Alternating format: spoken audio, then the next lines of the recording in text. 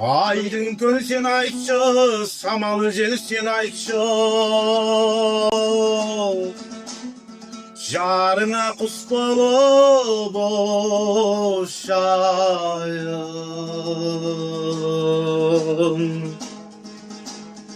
Әр хабар бер шайым, жақындап кешайым, лабылдап мәңгі қошай. Мелис деген жас жігіт консерваторияда оқиды. Өзі композитор еді. Алматы медицина университетінде оқитын Айымзада есімді қызға қатты ғашық болады. Айымзада да оны ұнатып, екеуі қосылайын деп жүреді. Студенттік шақта махаббат қызық мол жылдар күшті боп өтіп жатқанда жазғы каникул уақыты келеді. Қос ғашық қимай қоштасып, әркім өз ауылына кетеді. Ол кезде телефон, WhatsApp жоқ. Олар келесі жаңа оқу жылында сағынса кездесеміз деп ойлайды. Мелис пен Айымзада жаз бойы бір-біріне сағынып, хат жазысып тұрады. Әсіресе жігіт қатты сағынып, қыздың үйіне әдемі хаттар жазатын. Жаздың соңына таман Мелистің хаттарына Айымзададан жауап қайтпай қояды. Соңғы хаттарының бірінде ол: «Мелис, енді үйге хат жазбашы, ата-анамнан ұят болады» деген еді. Мелис содан шығар деп ойлап, демалыстың бітуін қатты күтеді. Үздігіп күткенде уақыттың өтпейтін әдеті емес пе? Жаңа оқу жылы басталып, Мелис Алматыға қарай ұшады. Бар ойы оқу емес, тек Айымзада. Айымзада оқитын универге барса қыз көрінбейді.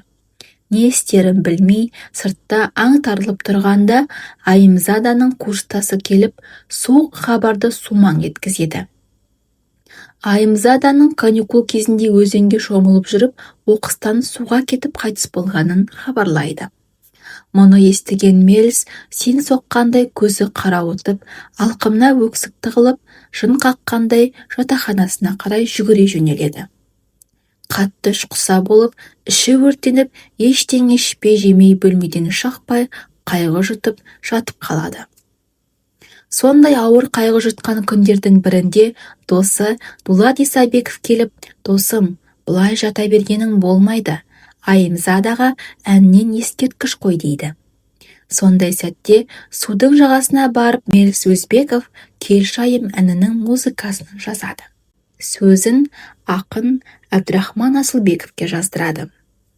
Дулат Исабековтың Гауһартас шығармасына түсірілген фильмде осы әнді домбырамен Досхан Жолжақсынов орындайды. Бұл шығармадағы басты кейіпкер Салтанат та қыршынынан қайтыс болып кеткен еді. Aydın göl sen aytшы, самалы жел сен aytшы.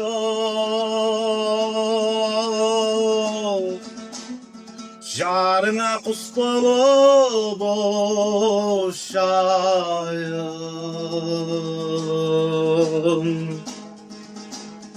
Әр хабар бер шайым, жақындап кешайым, лабылдап мәңгі қошайын.